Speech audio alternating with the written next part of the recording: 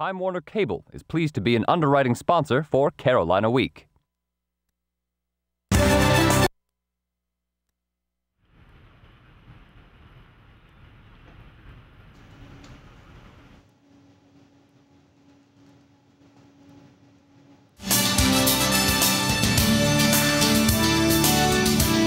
Traffic at a standstill on one stretch of Franklin Street. We've got the details. And UNC students are bringing the Trayvon Martin case to campus. Plus, she just couldn't wait any longer to put on her dream wedding gown. Good evening, I'm Kathleen Whitting. And I'm Preston Jones. Carolina Week starts right now.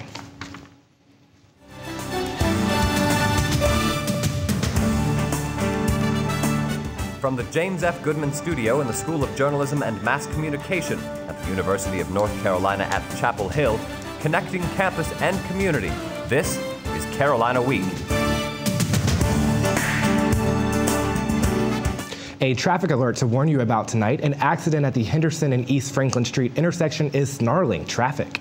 Around 1 this afternoon, an 18-wheel construction truck clipped a telephone pole. The driver said he was avoiding a parked car when it all happened. The pole is still standing upright, just about 8 feet from where it originally stood. Now, no one was hurt, and drivers are being directed down Rosemary Street. At this time, East Franklin is closed between Henderson and Hillsborough Streets. And a UNC senior remains hospitalized tonight after what police are calling a hit and run on Cameron Avenue earlier this week. And the person charged in the case is out of jail on bond, but facing some serious charges. Reporter Avery Harper walks us through the incident. Preston and Kathleen, I'm right here on Cameron Avenue in front of Davie Hall. This was the scene of a hit-and-run accident on Monday, just before 4 p.m. Senior Rachel Armstrong was crossing this crosswalk when she was hit by 22-year-old Lauren Fredette. Now, Fredette is not affiliated with the university, but she did not stop. She took an immediate right just down there and sped off. And police say she was later arrested and charged with felony hit and run, but released on $2,500 secured bonds. Armstrong is listed in fair condition at UNC hospitals and is expected to be okay. We caught up with some students who have mixed feelings about the safety of crosswalks at the university. Sometimes I don't feel safe crossing here, but for the most part, I haven't had any trouble. I feel as long as you cross the street responsibly and use common sense, I mean, I feel it's okay. I make sure I'm looking. So you just got to be paying attention when you cross the crosswalk. Now, campus police say this sort of incident is very rare. Only about one of them happen every academic year. Back to you, Preston and Kathleen. Thanks, Avery. And today, students gathered at the Peace and Justice Plaza on campus to have their say in the Trayvon Martin case. Martin, an African-American, was fatally shot as he reportedly was walking home wearing a hooded sweatshirt from a convenience store. The shooter has yet to be charged. Students came holding signs and wearing hoodies in honor of Martin. They marched silently from Franklin Street to the pit, and in the pit they shouted, Trayvon Martin! I am Trayvon Martin! We need to wake up together and recognize we have a problem on our hands. And some students spoke to raise awareness about the racism that exists today. Event organizer and Black Student Movement President Eric Campbell says Trayvon Martin could have been anyone. I think a lot of people will think twice before they stereotype someone or before they classify them as, looking suspicious. And I hope that's the awareness we kind of gain out of this. Florida police say there was not evidence to arrest Martin's shooter, George Zimmerman, but a state attorney and the feds are looking into the case. An update on a story we brought to you a couple weeks ago. Chapel Hill is now the first town in the country to ban both cell phones and hands-free devices while driving. The town council was unable to come to a decision on this issue earlier in the month, but with all the members present, the council finally voted 5-4 in favor of the ban. Talking on your phone while driving will now cost you a $25 fine. The ban will take effect June 1st, and not surprisingly, not everyone agrees with the new ordinance. Reporter Amy Whitaker has been following the story and is here with us today. Amy, exactly how are police officers going to monitor this? Well, Preston, the interesting thing about this new law is that police officers can't pull you over for just talking on your cell phone. It's a secondary offense, which means you have to be pulled over for something else before a cop can fine you. But remember, this is only for Chapel Hill town roads, which can get confusing. Town officials say they plan to put up signs marking town limits. Now, Amy, hands-free devices consist of more than just earpieces. Right. It even includes if you have a GPS wireless system in your dashboard, too. All right, Amy, that's Chapel Hill making history yet again. Thank you. UNC's loss to Kansas in the Elite Eight still hurts, but students are trying to use humor to ease the pain. Danielle Elliott is live in our studio with more on the online phenomenon. Danielle? That's right, Preston. UNC memes are becoming more popular than ever. But what you may not know is the creator behind the popular Facebook site has ties to the other school in Durham. Aaron Lutkowitz is a sophomore Robertson Scholar from UNC spending his spring semester at Duke. While you might think Lutkowitz has to keep his Tar Heel pride under wraps, it hasn't turned out that way. Lutkowitz is the co-creator of UNC's Facebook page for memes. The fact that I started it when I was at Duke certainly has made the process a lot more fun. Memes are an explosive internet trend, most commonly used by college students to express jokes and specific references to their schools. At first, we had a few people posting some good memes. We had a few anti-UNC people posting some memes that were basically just saying, like, way to rip off Duke, basically, because we created ours less than 24 hours after they created theirs. Many of the memes on the UNC page fuel the Duke-UNC rivalry, and the most popular ones, you guessed it, basketball. And after this shot, the meme site exploded. I was up until 3 in the morning, 4 in the morning, deleting stuff and banning users that were posting stuff against UNC. Michael Hardison is a UNC sophomore and the other administrator on the site. He says the meme page creates a sense of community for the students. I feel like a lot of people kind of use it to commiserate with each other or kind of like, communicate with each other, like look to other Tar Heels to kind of like, see if they're feeling the same way. And that's exactly what happened after Sunday's loss when this meme was posted. It's the first to gain more than 2,600 likes and 500 shares. The creators say they're humbled by having so many likes on their sites, and they're not looking for any recognition. However, sometimes I definitely feel like the big man on campus, but whenever I want to shout for joy, I'm at Duke. So what did Duke students have to say when I told them the creator of UNC memes launched the site while living on their campus? He's probably mad that he just didn't get into Duke.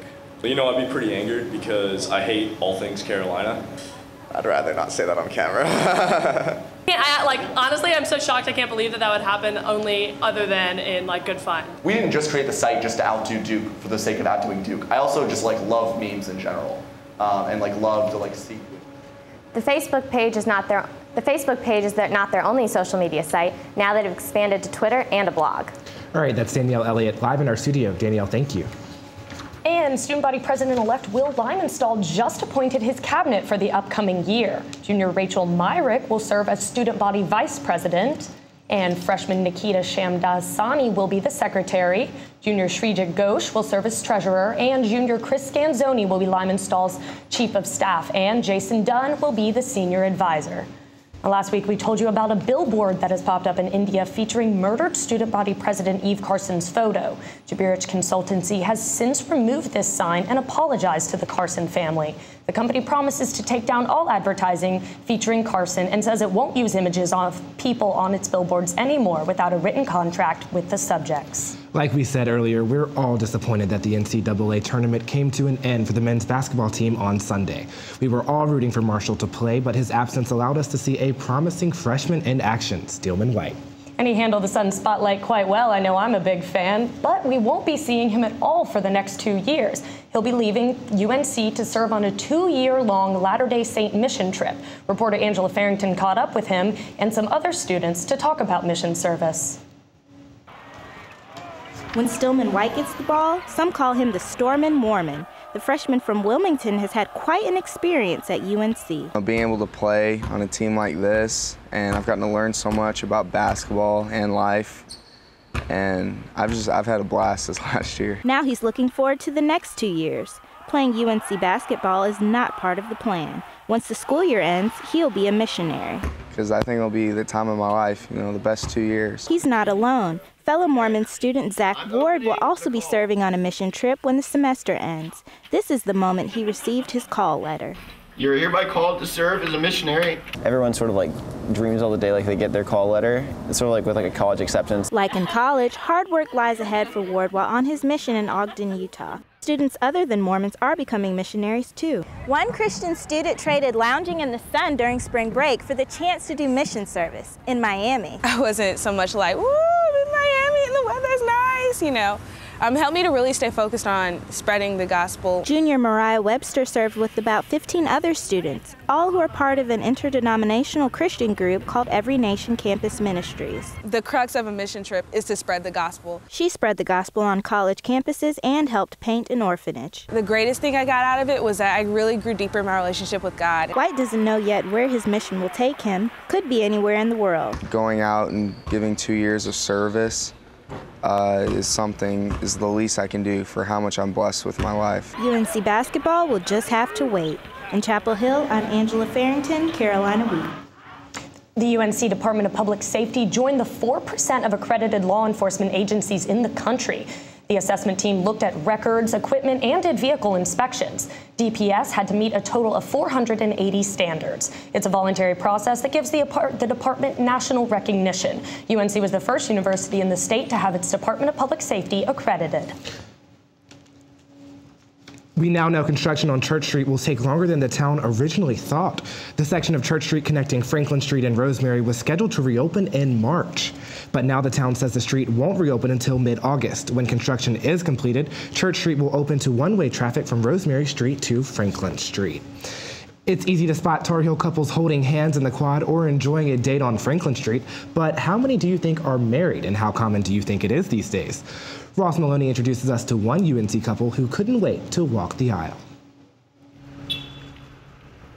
Senior Sally Fry is finishing the move into her new Chapel Hill house. This time, with what she hopes is a permanent roommate, her fiancé and fellow Tar Heel, Matt Scruggs. This is the Davy Poplar where Matt and I came before one of our mini dates, and it's where he popped the question, and I said yes. Fry and Scruggs are getting married this July, right after she graduates. She says she knew it was meant to be as soon as they began dating her sophomore year. I feel it so intensely that I can't imagine my life any other way. But not all UNC students think you should run out and get fitted for that tux just yet. I think it's really dumb that people are getting married so young. The only thing junior Justin Ellis says he's committing to is his career in music production. Though the national average age of marriage is 28, he says he won't get married until at least 30 or 35 because no one's mature enough at this age. But he's already seeing some of his friends tie the knot. This girl I went to prom with my junior year, she has a boyfriend that she only met 5 months ago, and they got engaged last week. And that just feels really fast and really sudden. I'm really concerned for her. So just how many college students report being married? If I had to guess, I'd say it's got to be like less than way less than even 1%. According to the National Center for Education Statistics, 18% of undergraduates across the country are married. 18% of undergrads, that's scary. Though the number might not be as high at UNC, the university doesn't keep records of how many undergraduates are married. Officials say they're prevented from asking. But even Fry and Scruggs say they find that figure astounding. I would like to think that they're within that 18%, there's another percent that's gonna last. Fry says she might be in the minority, but when she thinks about her future, she's exactly where she wants to be. That's how I know that I've looked at all the other possibilities and they all pale in comparison to what I'm doing. For Carolina Week, I'm Ross Maloney, and I do turn it back to you. Coming up, a UNC journalism student is making headway on a different dream. We'll tell you more after the break.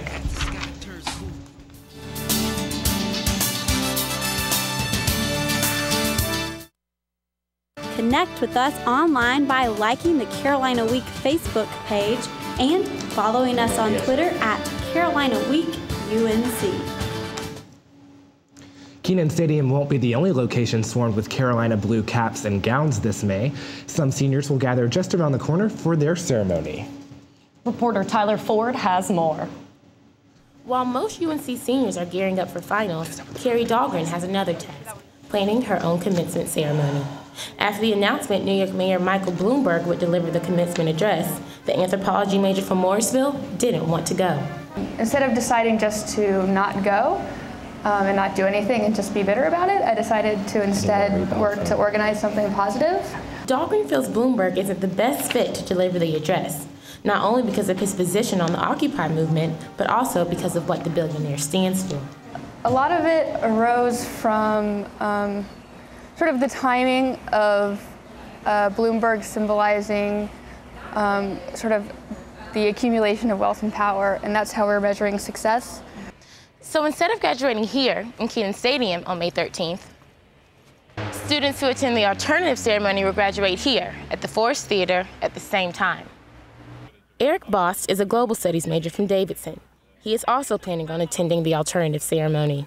To graduate in the stadium in that setting is definitely just like another reminder of how there are aspects of this institution that itself I'm not as comfortable with. So I don't think I'll regret not going to the official ceremony. While Dahlgren is still trying to figure out the specifics of the ceremony, she is sure of one thing. She feels she made her mark at UNC by standing up for what she believed in. In Chapel Hill, I'm Tyler Ford, Carolina Week. Organizers have chosen 3 speakers for the alternative graduation, and they are expecting at least 100 graduates. And a UNC professor remembered for his contributions to the dramatic arts department.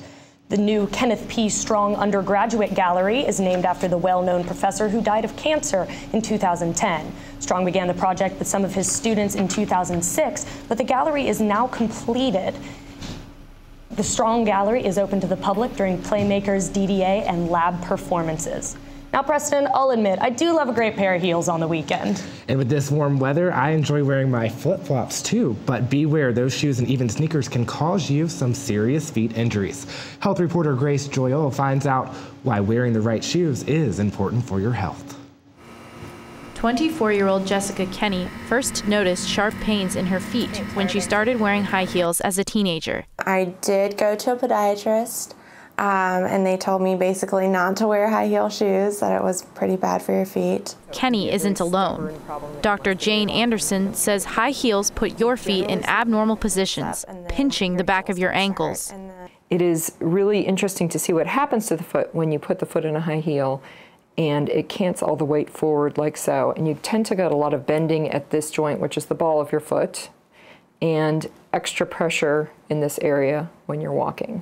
Anderson tells her patients an ideal high heel has soft leather or stretchy fabric and has a heel less than 2 inches in height with a rounded or square toe to give your toes enough space. But that doesn't mean sky-high heels are off limits. Think of them like dessert. You wouldn't wear them all the time, just as you wouldn't eat dessert all the time. That rule applies to flip-flops like these. They're good for the pool, but not for wearing all day long, since they don't provide a lot of support. So I think this generation is going to be saying, well, I wore flip-flops and I really regret it now. They also expose your feet to debris. Anderson's seen patients suffer broken toes, blisters, calluses, and tendinitis, all because of flip-flops. And sneakers worn too long can hurt you too. After 500 miles, she says to buy new ones that are best suited for the activity you'll use them for. In Chapel Hill, I'm Grace Joyal, Carolina Week. Our health team has found that not wearing shoes can also be a problem. Tune in next week for another medical report on the dangers of running barefoot. Seniors, you might not have to worry as much about your Facebook when applying for jobs as you used to. Facebook is not allowing employers to ask for potential employees' passwords anymore. The company claims you shouldn't have to share private information just to get a job. They've added sharing or soliciting a password to the Statement of Rights and Responsibilities and are prepared to take legal action if necessary. 2 senators have recently taken up the cause and are calling for a federal investigation into the trend. It makes her a slut, right? Makes her a prostitute. She wants to be paid to have sex. Those are Rush Limbaugh's highly controversial words spoken just a few weeks ago, and the controversy has trickled down to UNC. Currently, Tar Heel Sports is broadcasted from a station that carries Rush. Some Chapel Hill residents were up in arms over the statement and petitioned UNC to break ties with 106.1 FM or Rush Radio. Chancellor Thorpe says Rush Radio agreed not to advertise during Tar Heel Sports broadcast, and Tar Heel Sports will not advertise during Limbaugh's show. And we talk a lot about UNC students' academics and athletics, but we also know Tar Heels have a broad range of other talents. Reporter Emma Vogelsinger talked to one of our own broadcast journalism majors who doubles as a rapper in his free time. Take a look. When I see them, can I rap for them? But really, who is this? UNC junior Julian Caldwell, or Jay Swiss to his fans, is an aspiring hip-hop artist from New York. Okay, started writing music around like age of 12, and it just started from listening to music, hip-hop music. And just listening enough where I started to think of lines in my head like myself. So when he got to UNC, he realized he had the tools to create something more. And inspiration, he says, can come from anywhere. Anything that's like on my mind a lot. I was like, I should probably put that into my music, because my music is supposed to be an extension of like my life and who I am. So.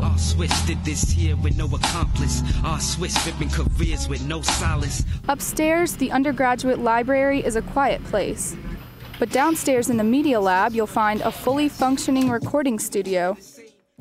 You might be surprised to know that Julian's recorded and edited all of his music right here in the studio since back in 2009. But it didn't come easily at first. It took him a solid year to learn how to use the equipment to create the music he wanted. March 2010 was like a project that I really, felt like all the way through was really solid. So with the technical skills mastered, it's all about promoting and performing these days. Now I'd say on average, like last semester and this semester, I probably do at least 1.5 on average shows a week. This week, he's performing for a group of 4th graders visiting UNC from a local elementary school. Jordan Hunter says J. Swiss taught him some valuable lessons today. To never give up, and to no matter what, you can always do it. And at this rate, it looks like Julian is living by his own words. Reporting in Chapel Hill, Emma Vogelsinger, Carolina Week. Well, Preston, this weather's been pretty great. But will our luck continue? Find out next in weather.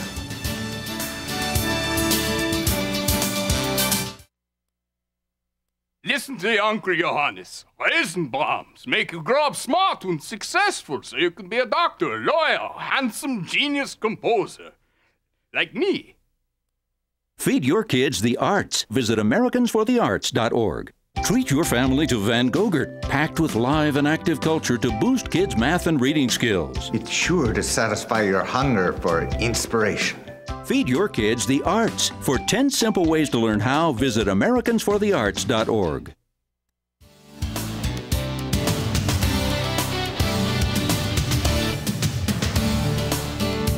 Welcome back to Carolina Week. I'm meteorologist Catherine Thompson, and what a beautiful day it's been out there today. We do have a few high clouds just creeping into our area, but no precipitation, no rain or anything to worry about, so that is some good news. We've had temperatures up in the upper 70s this today. And that's actually closer to the record than the normal. The normal for this time of year is around 67. We saw more of the normal temperatures yesterday in the 60s, but we're steadily climbing back up there, and we'll continue to do so going into the weekend. Our lows are right on point for right now. The low this morning was 43, which is the normal for this time of year, but those again will be climbing up as well.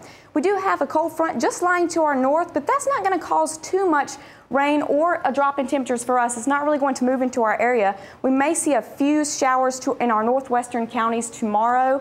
As you can see, we do have a little bit of rain starting to move in there now, or by in the morning. But nothing really to worry about. We're going to remain relatively dry over the next few days and going into the weekend. Tonight, if you're heading out to the baseball game, we do play Coastal Carolina at 6 p.m. 53 degrees for the overnight low, but it won't drop that low while you're out there. It's going to be beautiful weather. There might be a slight chance of thunderstorms later on, so you might want to grab a jacket just in case. But still, again, nothing really to worry about. And by tomorrow, it's going to be sunny and warmer, up to 79 degrees for the high tomorrow. Again, closer to record for March. Pretty warm out there for this time of year. Winds will be northwest at 10 to 15 miles per hour. We have another baseball game on Friday if you're interested in heading out to that we play Wake Forest at 6 o'clock. And by that time, it'll be around 72 degrees with sunny skies in the forecast. So again, another great one out there. Grab a hot dog, get some sunflower seeds. It's going to be a nice day to watch baseball. By 9 o'clock after the game, it'll be around 67 degrees with clear skies in the forecast. So that'll be nice to look out for. As you can see for our 5-day forecast, Thursday and Friday looking clear with highs in the mid-70s, climbing up to 82 on Saturday, and by Monday we'll be down to 79. You know, Catherine, yesterday had me scared. It was a little bit chillier, but we don't have any of that coming up? Nope, nothing in our sights for now. The cold front's not really going to dip into our area enough, so we won't have to worry about any colder temperatures anytime soon. Well, I don't hate to hear that. Thanks so much for the report, Catherine. You're welcome.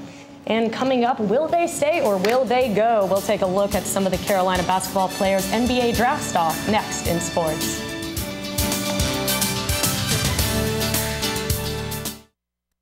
I am an American.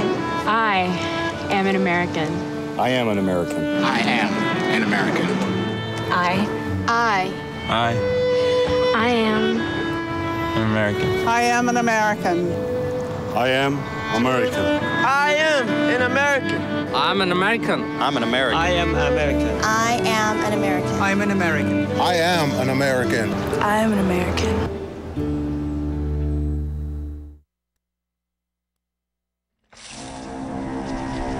When some people struggle with their mortgage payments, they become frozen, petrified. Not knowing what to do, they do nothing.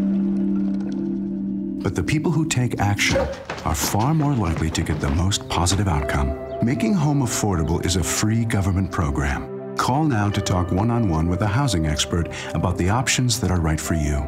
Real help, real answers, right now.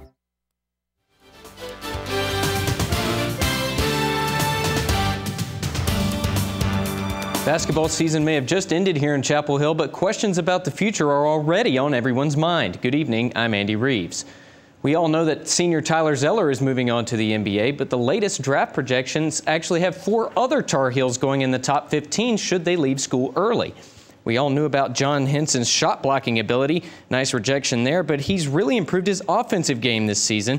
Didn't have that turnaround Jay a year ago, and it's made him much more NBA ready. James Michael McAdoo really improved his draft stock in tournament time. He nearly doubled his scoring average in postseason play and even has a signature move now, the open court steal that leads to the jam. He's far from polished, but has a lot of upside. And despite his broken wrist, Kendall Marshall is still on the NBA radar because of his improved shooting. Kendall Marshall shot 50% from behind the arc in his last 9 games, and that was the biggest knock on him coming into the season. And of course, Harrison Barnes is in the NBA mix as well. The #1 recruit in the 2010 class has only hurt his NBA stock this season. He still has that nice pull-up jump shot. That's a nice move, but he hasn't improved in enough other areas to impress NBA scouts. And now we'll take a look at the latest mock draft from ESPN. They have Barnes as the first Tar Heel off the board with the 7th pick. He was the easy #1 when he came into Carolina. McAdoo at 10, Tyler Zeller at 11, followed by Marshall at 12, and Henson at 15. The hard deadline for these guys is April 29th. For the latest news on UNC's NBA prospects, check out our partners at reesenews.org/NBA draft. Well, we may not know about those guys, but the Heels will have to replace one of their assistant coaches. Assistant coach Jared Hass, who you see right there, has been hired as the head coach at the University of Alabama at Birmingham. Hass has played under Roy Williams at Kansas and was a finalist for the Naismith Award his senior season. He's also been on Williams' staff for the past 13 seasons at KU and at UNC. So, guys, a lot of rumors floating around today about Marshall, Barnes, and Henson, but they're just that right now. They're rumors. Regardless, sounds like Roy's going to have his hands full. Yeah, he'll have to figure something out if those guys leave. All right, Andy, thank you for that. Well, a fight in the quad. Not a fist fight, but a paint fight. We'll explain next.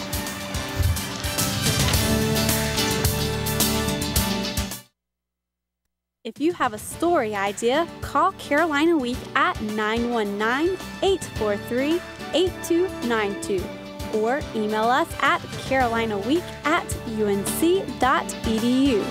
If you have questions about this program, write to Carolina Week, Campus Box 3365, UNCCH, Chapel Hill, North Carolina 27599.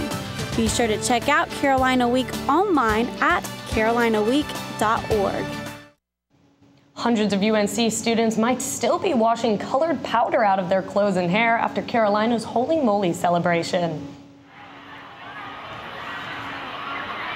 Student organizations Sangam, Hindu Yuva, Campus Y, and student government hosted the annual South Asian celebration of the coming of spring. Participants dressed in white, but they didn't leave that way. They rushed Polk Place and covered each other with colorful powder that turns to dye when mixed with water. Proceeds from the event will be given to the Mahatma Gandhi Foundation and the Bhutanese Empowerment Fund. That looks like a lot of fun, throwing paint and dye on another person. I wouldn't mind letting my anger out on you, Kathleen. I don't know, not in these clothes, all right? I've actually never done that, and I've heard from a lot of my senior friends that it was on their bucket list, and so they did it. I'm a little sad. I like to see one of my enemies out there, launch one at them, or maybe our producer, throw one at her. Maybe our producer, we could set that up. All right, well, that's going to do it for this edition of Carolina Week. Thanks for watching. Good night.